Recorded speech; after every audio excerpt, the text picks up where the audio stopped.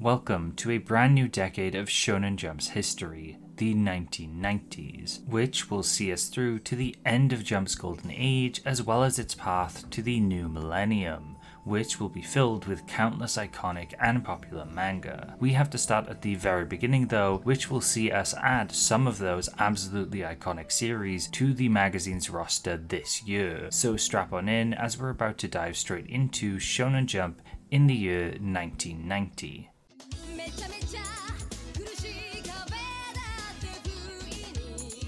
Starting off the year, we have Ace by Yoichi Takahashi, drifting to baseball after tennis didn't work out for him. This would last for 73 chapters and 9 volumes, having a decent run and being about Kazuhaichi Aiba, a elementary school boy with a gift for baseball like the rest of his family, though he's also burdened with a curse.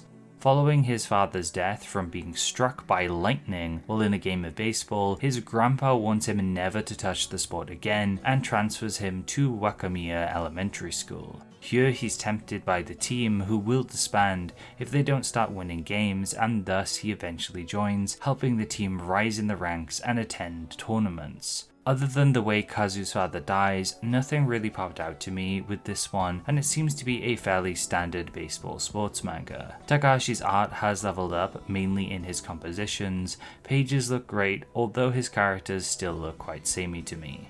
Another point I want to mention is how passionate Takahashi is about sport. He's known for his love of football, but he gave a few other sports a go, and while Ace wasn't nearly as big as Tsubasa, it did have a good run, and Jump seemed to favour it heavily, giving it many covers throughout 1990. I do find it interesting though that Takahashi had made waves in introducing football to a wider audience, and yet he decided to return to baseball, a tried and true sport, but one with dwindling popularity. If a big name like Takahashi made a baseball manga back in the sport's heyday of the 60s and 70s, it would be a surefire hit, which I think goes to show that baseball had taken a step back as the defining sport that represents manga, at least in Jump. 1990 would see Tetsuo Hara, the artist behind Fist of the North Star, return with Mio Aso to adapt Keiichiro Ryu's famous historical novel Ichimuan Furuyuki into Hana no Keiji, or Keiji of the Flowers. This ran for 18 volumes and 167 chapters and follows Keiji Maeda, a kabuki-mono, a wild man and warrior who dresses weirdly and is akin to a type of delinquent equivalent for this time period. The manga is a historical war and drama adventure set in the Sengoku period and featuring numerous real-world historical figures and events, although fictionalized and aggrandized. While some comparisons could be made to Fist of the North Star with its over-the-top violence, large muscular men, and general art style, it's a lot different tonally, with it being more jovial thanks to its main character. Keiji is a bundle of joy. He's inquisitive, silly, and does whatever he wants, illuminating an otherwise bleak war-filled setting with his antics. Regularly through the manga, you will see Keiji do all sorts of goofy things, like make fun of his uncle by depicting a monkey in his likeness, pissing on enemy combatants including his uncle's men, pranking his uncle by running the bathwater too cold, or straight up cucking his uncle. His conflict with his uncle being a focal point early on due to the succession ties that bind him, and it's quite fun to see him mess around with him even though his uncle, Toshie Maeda, holds a decent amount of power. Keiji can get away with all of this though, since he himself is a beast capable of slicing heads off multiple enemies with ease. As a warrior and a general, he is feared and respected. A really nice, well-rounded character who you just can't help but love. Currently, only 30 of its chapters have an English fan translation, and narratively I wouldn't say it's the most solid of stories. It's more a series of adventures Keiji has, interspersed with battles, comedic scenes, and the occasional very touching one. That isn't to say it's not engaging and fun to read overall though. Art-wise, Tetsuo Hara reined in his art apparently due to being too busy, learning to work faster while still retaining some level of quality that his previous works had. Regardless, some panels and pages are filled with an immense amount of detail, and his expression work is as great as ever. I really love how Keiji looks. It's clear to read and still very expressive, while carrying over the same sense of realism that Hara's art is known for. Keiji would also get a Super Famicom game in 1994, multiple Pachi Slot or Pachinko games post its run, radio drama broadcasts, and plenty of side manga, including a sequel named Keiji's Kabuki Adventure, illustrated by Hara and written by Nobuhiko Horie, an old Superstar Shonen Jump editor, mostly notable for being the editor of Fist of the North Star. While Keiji may not be very well known in the West, it seems to have a decent legacy for itself in Japan, and I implore people to give what has been translated a go, since it's a lot of fun and I enjoyed reading it despite me not usually vibing with traditional Japanese settings like this. Hikaru Chachacha would be a judo manga by Kenji Minomo that lasted 61 chapters and 7 volumes, following Hikaru Nishida, a boy who aims to get good at judo following his father's death, an extremely common trope in shonen sports manga of the period, and one I've observed to be abundant in Jump's 1990 crop of newbies. The meek and small Hikaru faces much difficulty throughout this manga as he has no judo experience and the club he wishes to attend has lost most of their talent. This is an underdog story through and through of Hikaru giving judo his all despite all the odds being stacked against him, with him gradually getting better at the sport and using moves similar to his father's. The art style is really cute and I love how compact the manga is. It seems to sprinkle in lots of comedic bits, with there being lots of panels per page, but then when big moments happen, like this judo throw in chapter 1, it's even more impactful because the art really gets to spread its legs and breathe. Hikaru Chachacha may not have had an extremely long run, but it did well to last as long as it did in this competitive era of Jump, and its heart, as well as its seemingly strong understanding of the sports formula at the time, I think is what let it run for as long as it did. Shuten Douji would last 16 chapters and 2 volumes by Haruto Umezawa, a debut work of an author who we'd see in Jump for many years to come. His start would be with the sci-fi action series that follows Douji, a man who is constantly drunk, which helps him hide his true appearance as a demonic alien and ultimate warrior. But when evil is afoot, he sobers up and beats down bad guys with ease.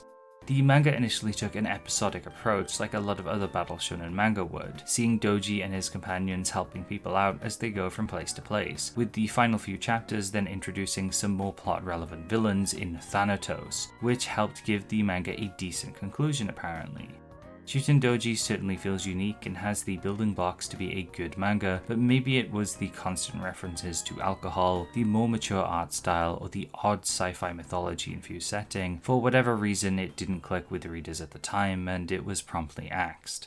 Crisis Diver would last 12 chapters and 2 volumes by Shingo Todate and Ko Nimaya, being about a boy named Shotaro who is the heir to a large conglomerate who uses his vast inheritance to save others as a crisis diver.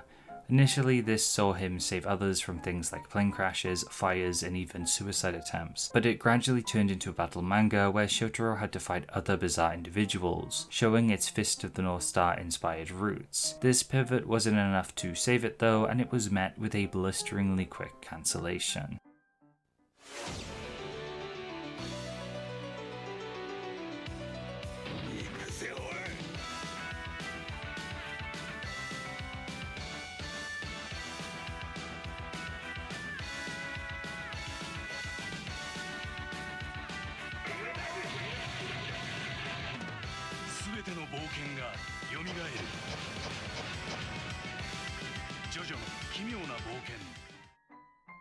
And we're back to JoJo, where last we left off, the Stardust Crusaders had lost Avdol and were making their way to Egypt still. 1990 saw a good amount of globe-trotting, and the series go through 10 whole arcs. Wheel of Fortune saw the gang getting attacked by a car-based stand that reminded me of movies like Duel or The Hitcher, and horror influences were strong going into the Justice arc, where we would see Enya the Hag personally try to kill our protagonists, as well as Hull Horse for letting her son die. I forgot how crazy her stand is, and I think it also helps showcase how wacky JoJo can be sometimes, with how Star Platinum sucked up her stand. Lovers is a really nice change of pace for an arc, introducing everyone's favourite Steely Dan and his stand The Lovers, effectively using it to hold Joseph hostage, while he does a bunch of horrible and demeaning things to Jotaro. Here we see Araki really toying and developing with his formula, making stand battles that are even weirder than before, not necessarily focusing on the combat, but more the stand user and the concept. I really love how Araki puts these characters in these bizarre scenarios, and stands feel like a very natural way to bring them about. And Part 3's episodic Monster of the Week format facilitates this wonderfully. I couldn't put my volumes down while reading because Part 3 is so much fun to read.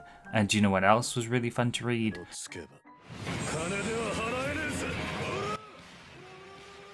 3 pages of Aura Auras as Jotaro beats the shit out of Steely Dan, one of the first long stand rushes of the series.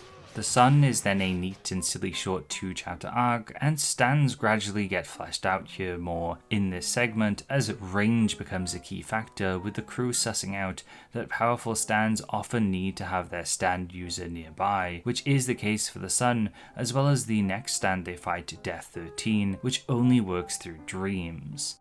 This little arc has some great gore and really indulges in some psychedelic dreamworld horror. It's a lot of fun. The next arc, Judgment, sees Polnareff meet a genie-like stand and Avdol is back. It's a bit unceremonious and I think it could have been handled a bit better, but I won't dwell on it too much. High Priestess then marks our final tarot card antagonist for some time, and I feel like it's a pretty underrated arc, with the stand being able to change into any inanimate object, initiating a murderous game of prop hunt in a sinking submarine. A truly great premise. And after this, we get some of Part 3's best chapters in my opinion. Finally reaching Egypt, the threats level up, and we're introduced to stands based on the Egyptian pantheon of gods. Geb and Endul are a frightening duo and one of the better fights in the series, but the inclusion of Iggy to the cast really makes this arc truly great for me. Not only is the idea of an animal main cast member cool, but Araki made his design and mannerisms utterly unhinged. Iggy barely looks like a real dog, he's more of a gremlin with how he decides to just fuck around with everyone, but him and his stand the Fool are a great help in dealing with Geb, a stand made of water controlled by the blind Endul, which leads to a battle of sound and vibration. Anybody moving triggers his stand, which causes Avdol and Kakyoin to be injured. Jotaro flying in alongside Iggy on the Fool manages to defeat him in style though, which is a very fun end to this great arc. The following arc is then a complete change of pace and more comedy focused with the Oingo Boingo brothers. I adore its alternate method of framing, and the illustrations that accompany Thoth are so creative. Finally, we then have Anubis, which conceptually is very interesting. A sword that is the stand and it takes control of whoever wields it. Meaning the Crusaders have to go through multiple opponents to fight this stand, including Polnareff, who gets possessed at one point. Overall, I think 1990's batch of chapters sees Araki grow a lot, exploring the stand formula, different avenues of battle and horror, but more importantly this time around, there's a lot of exploration in tone. I think humor is stronger in this portion, and we get arcs like The Lovers, which are trying to convey very specific ideas or feelings, and Araki conveyed them with great success.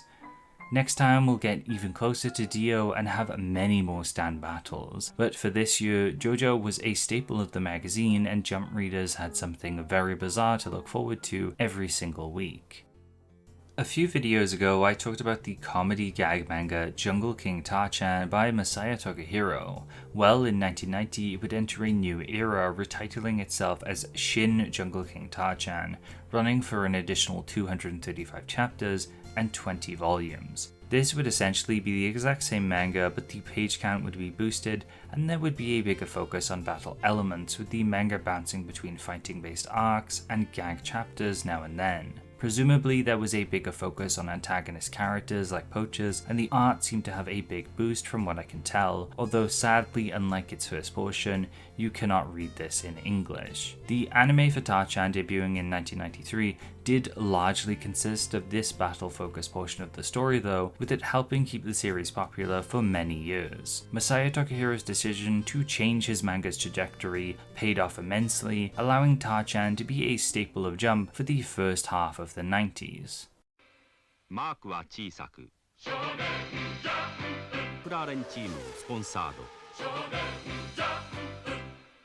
人生苦もありゃマークは小さく Our next series is a bit of an odd one, lasting 17 chapters and 2 volumes by Kunihiko Akai and Hirohisa Onikubo, being a tie-in with the Formula One's McLaren team at the time. Their cars for the 1990 Formula One races having the Jump logo printed on their nose.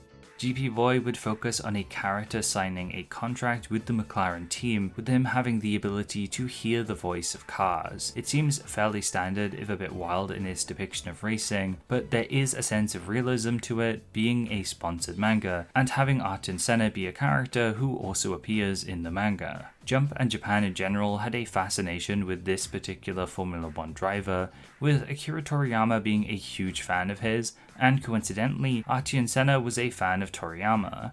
This led to a ton of cross-promotion between Jump and McLaren, with GP Boy not being the only sponsored Formula One manga from Jump, since next year in 1991 we would get a manga following Arten Senna himself. If you'd like to know more about this from someone on the racing and Formula One side of things, Law Versus has a small video on the subject, which I'd recommend if you'd like some supplemental history and opinion on this subject.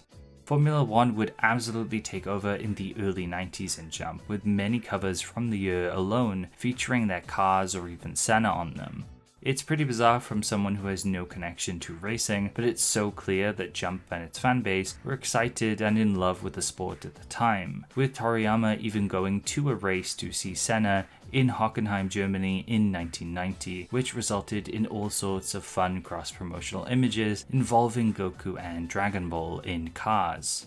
And since we're on the subject of Toriyama, let's cover what was going on in Dragon Ball throughout 1990 now. We last left off with Krillin, Gohan, and Bulma arriving on Namek, where they found Freiza and co scouring the planet for Dragon Balls, relentlessly massacring the native Namekians there, which look a lot like Piccolo from back on Earth. Vegeta also acts as a third party, turning on his initial boss and gradually hunting down Frieza's men, since now he's realized he's attained a power even greater than them, and also joins the hunt for the Dragon Balls for himself. Many battles ensue as all of these characters clash with a number of Frieza's goons. Dragon Balls exchange hands, Gohan and Krillin power up, and eventually the Ginyu Force shows up, an elite group of warriors who, while being depicted as pretty silly, are still very strong. Early Dragon Ball rears its head a bit here, with a lot more gags being in this section, but it melds with its more intense fights very well. After some battling with the Ginyu Force, Krillin, Vegeta and Gohan are down for the count, but I've neglected to mention that this entire time, Goku has been hurtling towards Namek in a new spaceship, one equipped with gravity-modifying settings, which he's been using to do intense training this entire time. We also got to learn that all the previously thought dead characters are also training under the Lord of the Worlds, so we can expect them to return at some point in the near future. 1990 saw Dragon Ball at some of its tropiest, really leaning into the ideas that no one ever dies, using senzu beans to instantly recover, and having a lot of training scenes. Toriyama is a master of just inventing up things to make his story work.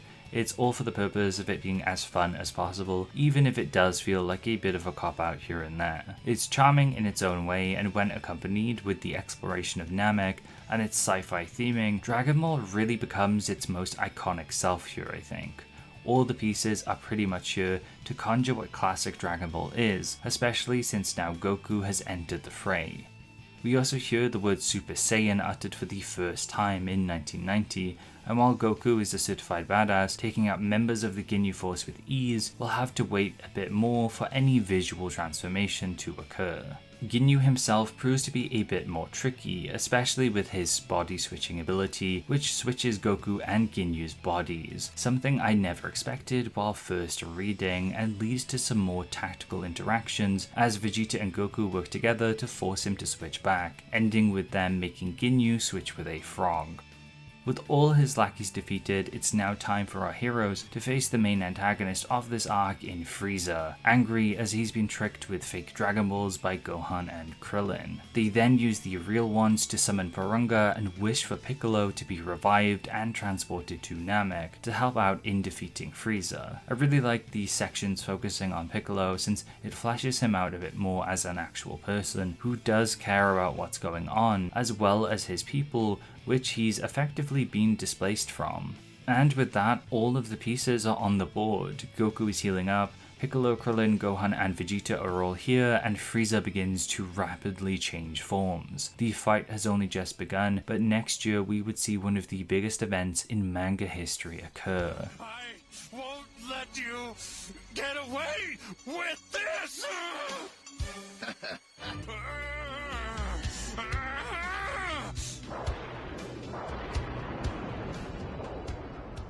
Fushigi Hunter would last 17 chapters and 2 volumes, being Yoshihiro Kuroiwa's final manga in Jump after a string of admittedly interesting failures. He would also be joined by Yukihiro Izuka on the story, this time with it following Ryuta, a wonder hunter who pursues mysteries and monsters, many of which have ties to Japanese mythology. It seemed fairly solid, mixing battle and horror elements with some great art from Kuroiwa as well as an ecchi touch, with some scenes really pushing the envelope of what might be considered ecchi, with me finding some pretty hardcore tentacle shenanigans. Sadly though, it must not have stood out too much amongst the other manga of the era and was cancelled quite quickly.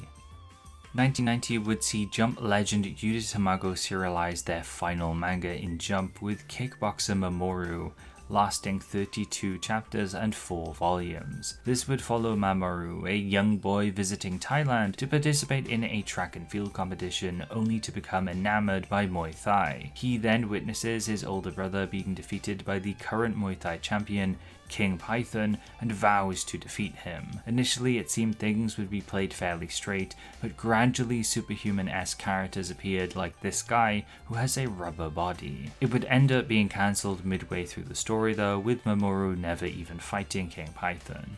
It's a shame, as a short while later, kickboxing would pick up dramatically in Japan thanks to the K1 being established by Kazuyoshi Ishii in 1993, although a lot of the ideas present in Kickboxer Mamoru were fictitious and weren't that relevant to kickboxing or Muay Thai. While I think Mamoru seemed to have solid foundations in art, Yu Tamago still seemed trapped in the past and fell into the same pit of trying to make a superpowered battle manga. This time, the number of gags had decreased, but picking a less popular sport and taking so much liberties with it, I assumed nobody was all that interested, hence its rather short run, leading Yu Tamago to leave Jump for good.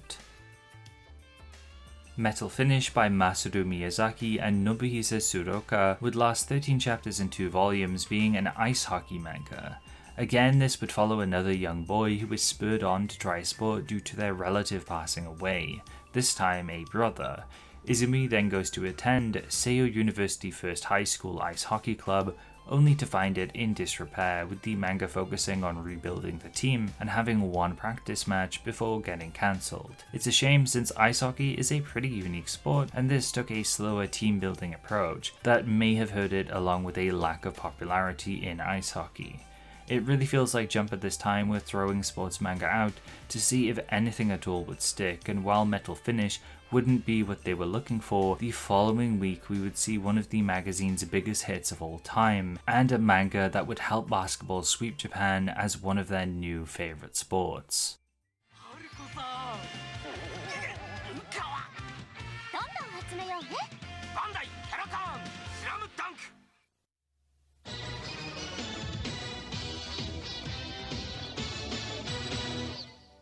In 1990 would see the debut of one of Shonen Jump's most important and successful manga ever, as well as a manga that would bring basketball soaring into popularity for the island nation of Japan, Slam Dunk.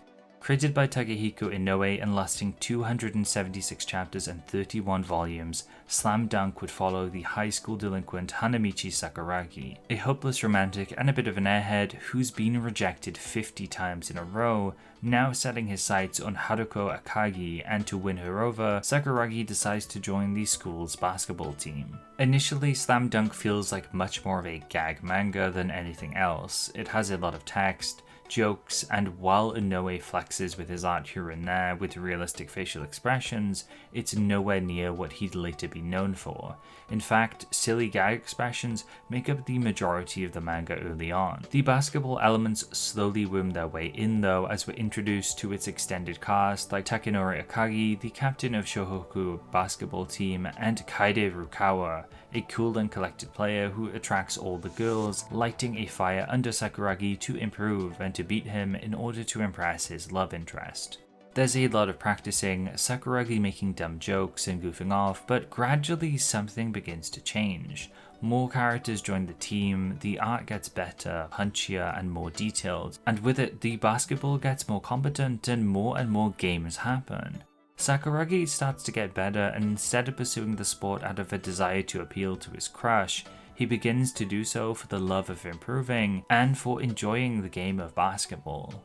Slam Dunk really takes its time to get there, but steadily it bridges the gap between a goofy delinquent comedy into becoming a sports manga, which would go on to redefine the genre, with some arguing that it's still the very best even to this day. Slam Dunk may not be my favourite manga ever, and I think its start is a bit tumultuous, but I feel like I get it.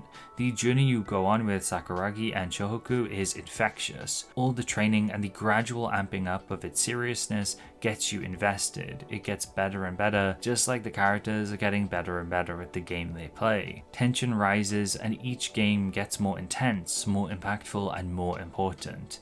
Sakuragi's first pass at the hoop is one big joke, and then later on when the ball is in his hands and he's about to do a dunk, your heart stops. It also ends up looking absolutely insane, and I have no idea how Inoue managed to go from his early art to later Slam Dunk in the span of a few years. It's a truly impressive artistic development and showcases how regular drawing through making manga can elevate what you make tremendously, as well as likely burn you out. On every level, it's truly amazing. The expression work, action shots of balls being dunked, spread showing off the entire teams, every single piece of art in the later volumes is a masterpiece. Slam Dunk on a meta level, through its improvements in art, story structure, and narrative, all follow the core tenets of shonen manga, an improving trajectory full of passion, getting better and better, higher and higher, until you attain victory. It's quintessentially one of the most shonen jump manga to ever exist, and if you haven't read it, please do bear with the initial volumes and try your best to get invested in Sakuragi's journey, because the end will leave you breathless. Slam Dunk's impact was greatly felt on the magazine and in Japan generally. Its success alongside Dragon Ball took the magazine to its highest heights, with it peaking towards the end of the manga and falling off considerably after Slam Dunk ended. Slam Dunk would serve to influence countless sports manga to come, as well as manga in general, with even the recent Dandadan having a reference to it where Okurun and Jiji sing its theme songs and dance.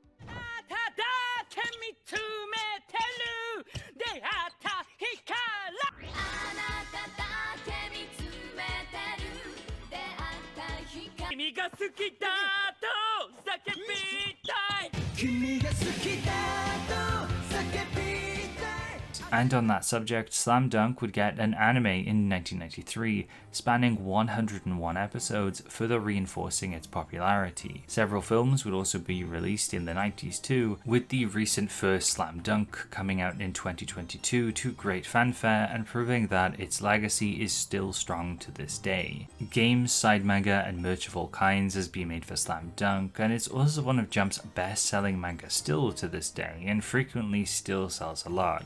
Perhaps most importantly though, it's widely stated that Slam Dunk is in large part responsible for popularizing basketball in Japan. I'm not sure exactly how accurate this is, though Inoue has stated that he received a lot of letters while creating Slam Dunk which mentioned that his manga was responsible for inspiring them to pick up the sport. He also seems to be pretty heavily connected to basketball in Japan through various things like basketball scholarships. I think it's truly remarkable that a single story can have such a huge effect on not only the perception of a sport in a country, but also the lives of so many people. It's remembered as one of Shonen Jump's greatest manga for a very good reason. The one caveat with Slam Dunk though is sadly it's not available digitally at all in any official capacity. There was an old Raijin Comics release initially, although it didn't get very far in, but thankfully a full physical English release does exist from Viz Media that sometimes has been a bit hard to come across, although recently it looks like it's had enough reprints that it won't be too much of a pain to collect if you'd like to have all of Slam Dunk for yourself in English physically.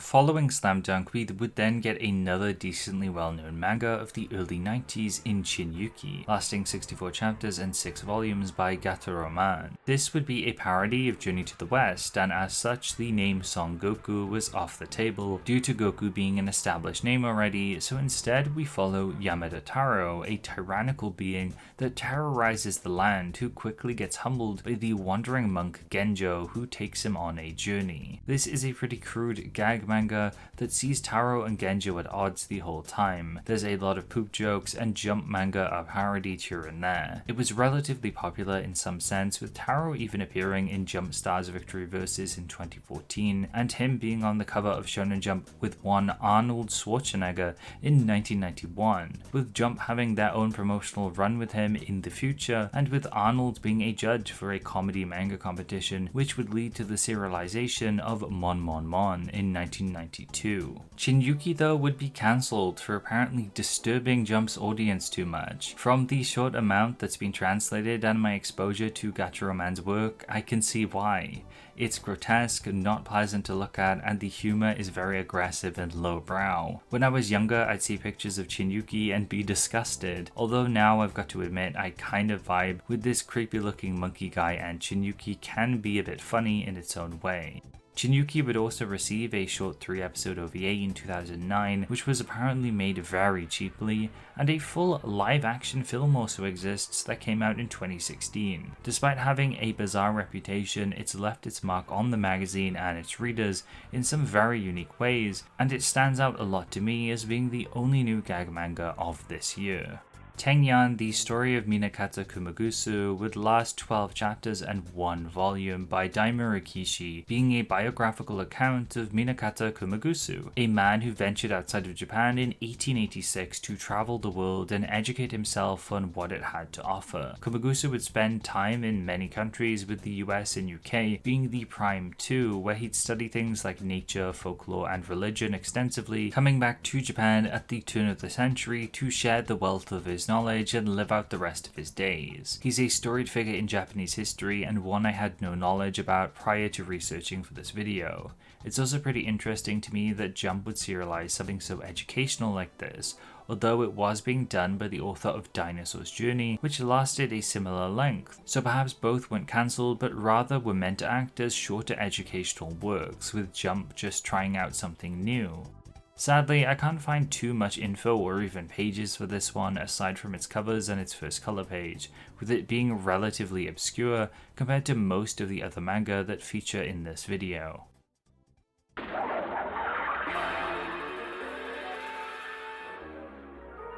my name's Yusuke, and I guess you could say I was just a normal kind of guy. I did normal stuff like going to school, spending quality time with my mom, and hanging out with friends. Okay, so maybe I wasn't so normal. But after the accident, that's when things really started getting weird. Stupid weird. All of a sudden, I started seeing monsters everywhere. And this Koenma guy shows up and tells me I've got special new powers, and that I've got to be some kind of spirit detective so I can save the world. Whoa, that's a lot to lay on a guy if you ask me. Maybe school wasn't so bad after all. YuYu Hakusho, coming soon from Funimation on VHS and DVD.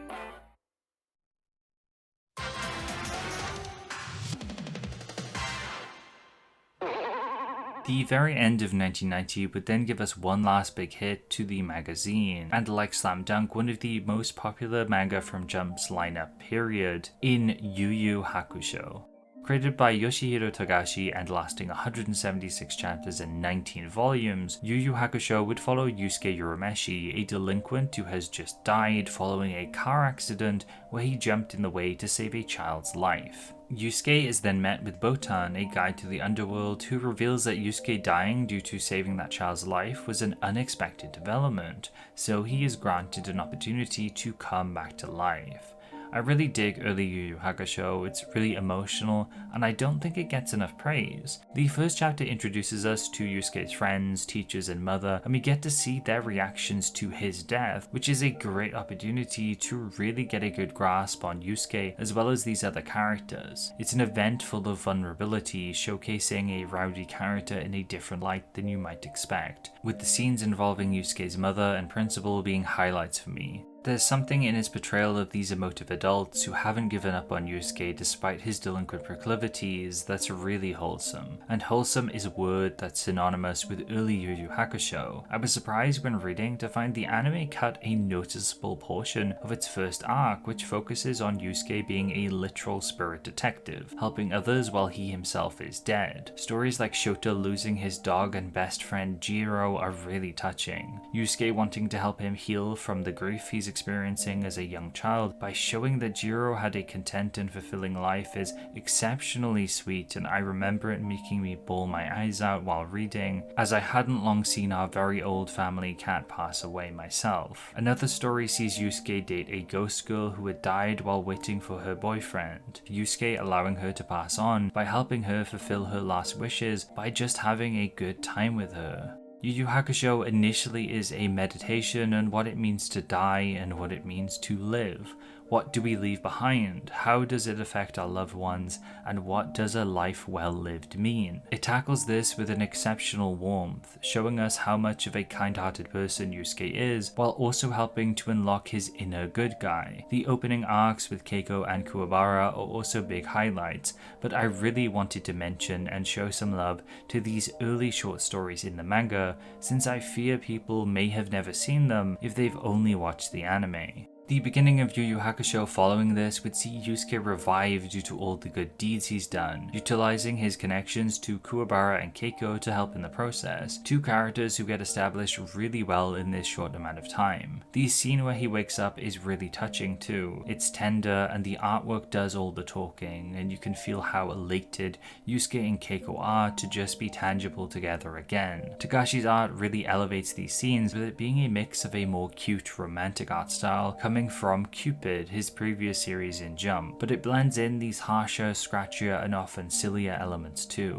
While it could be seen as rough from time to time, I feel like he can nail emotion really well thanks to his good sense of page layout, expression work, and screen tone usage. Due to how he uses screen tones and the bigger, more detailed eyes he draws, it actually reminds me of shoujo manga, especially in more emotional scenes involving Keiko, which I think is a very neat blending of demographic styles. With Yusuke now alive, the story could very well end here, but in spending so much time as a spirit, it seems we've found out that he has some sort of natural skill in handling the supernatural, which we'll talk more about next time when Yusuke becomes an underworld detective working for Koenma, and the battle shonen elements of the series will get fully introduced. Yu Yu Hakusho would enjoy a modestly long run, and though it didn't last quite as long as some of Jump's other top series, its impact and popularity is undisputed, with it being one of the best-selling manga of all time, and one people look back to fondly to this day. It would receive a 112-episode anime in 1992, running all the way into 1995, with numerous short OVAs and films filling out the decade as well. Outside of anime, it has a live-action TV drama which premiered in December of 2023, a stage play adaptation, and around 25 games, the earliest of which being in 1993 for the Game Boy, with some newer mobile games being released in the last few years. Yu Yu Hakusho is a very special manga for many, a battle shonen that competed alongside Dragonball when it was at its most popular, and it is deservingly a pillar of 90s Jump as well as an important late addition to Jump's golden age. And now that we've talked about every new addition to the magazine, let's review what was in the magazine at the start and end of the year to see how Jump has changed. Starting out in 1990, we have the classics: Dragon Ball, City Hunter, Saint Seiya, JoJo's Bizarre Adventure, now deep in the Stardust Crusaders portion of the story, and other classics like Sakigake Otokojuku, Roku Denashi Blues, and Dragon Quest Dai filled the magazine out with even more battle shonen manga. Video Girl Ai and Magical Talo Talo would bring hints of romance, slice of life, and ecchi to the magazine, while Yamashita Taro, Kami-sama wa Southpaw, and the newly serialized Ace would see it sprinkled with sports. Gag manga was still ever present with Kochikame as well as Moro Onisan, Boku wa Shitataka-kun, and Jungle King Ta-chan being present. Tobikiri would be another boxing manga that would have a decent run throughout the year, as well as Tende Showaru Cupid, a romantic comedy. The Green Eyes and AT Lady would be the only real duds currently in the magazine at this time, and to be fair, they were still pretty interesting. Jump's roster is pretty packed here, but as usual, manga end, get cancelled, and new ones take their place consistently, so what changes did 1990 bring? AT Lady, The Green Eyes, as well as Tobikiri, Kamiwa Southpaw, and Yamashita Taro would end. All three of the magazine's big sports series, aside from Roku Denashi Blues and Ace, would disappear in a flash, making it more obvious why 1990 had so many new sports serializations. Boku wa Shitataka-kun would end due to other health reasons, and Saint Seiya would end at the very end of 1990, having a long and fruitful run. Tende Showaru Cupid would also end, giving us 8 slots to fill, and Togashi would waste no time, giving us the legendary YuYu Hakusho in place of Cupid. Slam Dunk would be another mega hit of the year and help alleviate the lack of sports titles in the magazine. Hana no Keiji would be a third hit of the year, adding a historical spice to the magazine, which it was somewhat lacking, and then we have Chinyuuki, a divisive gag manga that would last the year and fill in as a new comedy manga. And then we have A Metal Finish, Kickboxer Mamoru, Hikaru Chachacha, which would all be brand new sports series, reaching various levels of success, but filling the magazine with a diverse range of sports. Boxing, kickboxing, judo, ice hockey, baseball, and basketball were all present at this time, which I think is pretty neat. And to cap everything off, we have the biographical manga, Tengyan. Slam Dunk, YuYu Hakusho, and Keiji are all great additions, and I think alleviate the loss of Saint Seiya. They up the quality and notoriety of the magazine by quite a bit. I do feel as though the variation has been sacrificed though in favor of adding more sports series, but I can't complain too much as we do have some weirdness with Chinyuuki and Tengyan. Jump by the end of 1990 was in a stronger place again, with burgeoning newcomers full of potential. Its long-running manga like Dragon Ball were doing really well, and manga like Dragon Quest, Dai, and JoJo saw immense growth and surges of popularity. We definitely have a few duds on board, but overall it's very clear to see why the 1990s are such a celebrated decade for the magazine, and we are only at the very beginning. And that's Weekly Shonen Jump in 1990, a smaller year than the last couple, but one filled with some very interesting additions to the magazine's history, as well as some of its biggest manga of all time. The decade really started out with a bang. If you enjoyed this video, please subscribe since I cover every single year of Shonen Jump like this pretty regularly. I also talk about manga a lot on my channel, focusing in on Shonen Jump and older or cancelled manga, which you may also find interesting. If you really like what I make and want to support the future of these History of Jump videos, then you can also support me on Patreon, which will give you access to a few perks, including getting a personal little doodle as thanks, which will appear in the credits of every single video I make, if you support me at the $3 tier, like the following cool people. Thank you, Kinocha, Jade, Kazuku Gairu, Sora0, Holly the Apothecary, Mayu, It's Faco, Yellowtail, Lay Slugget, Chris P. Bacon, Chohenshin, Full Metal, Unquestionable, Weeby Boy, Wurzel, Balent, Cactus, and also AB, Vako Draws, Otaku Gamer X, Deadpan, Shy Monkeys, and Jonathan Dragonet at the $1 tier. Thank you all so much for being patrons. And as always, thank you so much for watching. Remember to be kind and take care.